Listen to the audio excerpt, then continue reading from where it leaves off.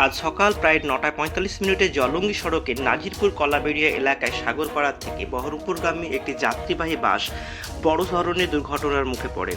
প্রত্যক্ষদর্শীদের বর্ণনা অনুযায়ী বিপরীত দিক থেকে আসা একটি লরি হঠাৎ বাসের সামনে চলে আসে।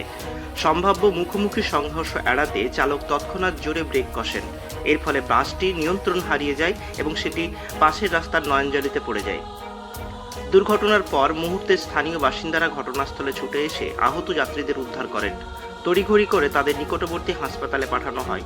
হাসপাতাল সূত্রে জানা গেছে, বেশ কয়েকজন যাত্রী সামান্য আঘাত পেয়েছেন, তবে বড় ধরনের প্রাণহানি ঘটেনি, যা সকলের কাছে স্বস্তির খবর।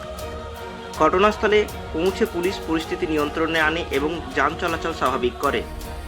এই দুর্ঘটনার এলাকায় ব্যাপক চাঞ্চল্যের সৃষ্টি হয়।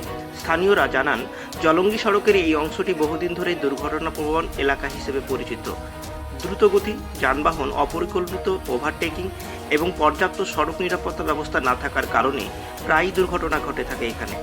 স্থানীয়দের দাবি, প্রশাসনের উচিত দ্রুত পদক্ষেপ নিয়ে এই এলাকায় গতি নিয়ন্ত্রণ ব্যবস্থা, সড়ক চিহ্ন এবং নজরদারি বাড়ানো, যাতে ভবিষ্যতে এ ধরনের দুর্ঘটনা এড়ানো যায়।